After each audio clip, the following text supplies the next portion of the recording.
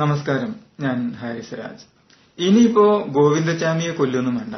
കാരണം അയാളെ സംരക്ഷിക്കുന്നത് ആരാണെന്ന് കണ്ടെത്തി കഴിഞ്ഞു. കേരളത്തിലുള്ള പല മാഫിയകളെയും പോലെ വളരെ സജീവമായി പ്രവർത്തിക്കുന്ന ഒരു മാഫിയ തന്നെയാണ് ഭിക്ഷാടന മാഫിയ. ഒരുപക്ഷെ കേരളത്തിലെ ഏറ്റവും പഴക്കം ചെന്ന മാഫിയ. കേൾക്കുമ്പോ തമാശയാണെന്ന് തോന്നാമെങ്കിലും ഇവരുടെ ആസ്തിയെപ്പറ്റിയും വരുമാനത്തെപ്പറ്റിയും ഒക്കെ കേട്ടാൽ ആരും നമ്പരന്നു പോകും. കേരളത്തിൽ മാത്രം കുട്ടികളും മുതിർന്നവരും രോഗികളും അല്ലാത്തവരുമൊക്കെയായി 10,000-ലധികം പേരാണ് ഭിക്ഷയെടുക്കുന്നത്. ഇവരിൽ ഓരോരുത്തർക്കും ദിവസവും 500-ഉം 600-ഉം 800-ഉമൊക്കെയാണ് കളക്ഷനായിട്ട് കിട്ടുന്നത്. 10,000 പേർക്ക് 500 രൂപ വെച്ച് മാത്രം കണക്ക് കൂട്ടി നോക്കിയാൽ ഇവരുടെ മൊത്തം കളക്ഷൻ ഏകദേശം 50 ലക്ഷം രൂപയാണെന്ന് കാണാം. ഇതാണ് ഈ മാഫിയയുടെ ദിവസ വരുമാനം. അതായത് പ്രതിമാസം ടാക്സ് അടയ്ക്കേണ്ടതില്ലാത്ത 15 കോടി രൂപയുടെ കളക്ഷൻ.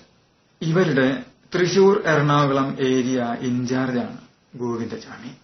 ഇയാളുടെ ഡ്യൂട്ടി ഈ ഏരിയയിലുള്ള പുണ്യസ്ഥലങ്ങളിലും ആരാധനാലയങ്ങളിലും ബസ് സ്റ്റാൻഡിലും റെയിൽവേ സ്റ്റേഷനിലും അതുപോലുള്ള സ്ഥലങ്ങളിലുമൊക്കെ ഭിക്ഷാടനത്തിനായി കുഷ്ഠരോഗികളെയും അതുപോലെ കയ്യും കാലും ഒക്കെ തല്ലിയൊടിച്ച് വികൃതമാക്കിയ കുട്ടികളെയും മുഖത്തും ശരീരഭാഗങ്ങളിലുമൊക്കെ ആസിഡ് ഒഴിച്ച് പൊള്ളിച്ച സ്ത്രീകളെയും മറ്റും കൊണ്ടുവന്നിരുത്തുക. പിഞ്ചു കുഞ്ഞുങ്ങൾക്ക് മദ്യം നൽകി ഉറക്കിക്കിടത്തി അതിനെയും കൊണ്ട് ട്രെയിനിലും ബസ്സിലുമൊക്കെ പാട്ടുപാടി ഭിക്ഷാടനം നടത്തുന്ന കുട്ടികളെ എത്തിക്കുക. ഇതുപോലെ ഏതൊക്കെ തരത്തിൽ ഭിക്ഷാടനമുണ്ടോ അതൊക്കെ ഇവരുടെ കീഴിലാണ് ഇന്ന് നടക്കുന്നത്. ഈ കുട്ടികൾക്ക് വല്ലപ്പോഴും ഇത്തിരി ഭക്ഷണമാണ് ഇവർ കൊടുക്കുക.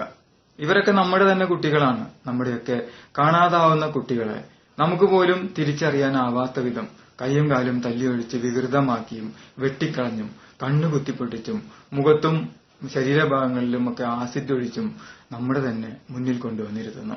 ഈ കുട്ടികൾക്ക് ഓരോ ദിവസവും നമ്മൾ എറിഞ്ഞു കൊടുക്കുന്ന ചില്ലറ തുട്ടുകളാണ്, അഥവാ 50 ലക്ഷം രൂപകളാണ് ഈ മാഫിയയെ ഇത്രയേറെ വളർത്തി വലുതാക്കിയത്. ഇന്ന് സുപ്രീം കോടതി വരെ വളർന്ന് പന്തലിച്ച കോടീശ്വരന്മാരായ ഇവരെ ഒതുക്കാനോ നിയമത്തിനു മുന്നിൽ കൊണ്ടുവരാനോ നമുക്ക് കഴിഞ്ഞെന്ന് വരില്ല. ഇവരെ ഒതുക്കാൻ ഇനി ഒരേ ഒരു മാർഗം മാത്രമേ നമുക്ക് മുന്നിലുള്ളൂ.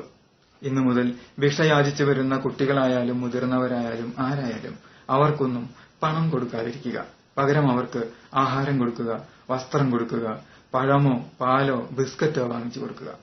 നമ്മൾ ഓരോരുത്തരും അങ്ങനെ ചെയ്താൽ വെറും 2 മാസം കൊണ്ട് തീരും കേരളത്തിലെ ഇവരുടെ കച്ചവടം.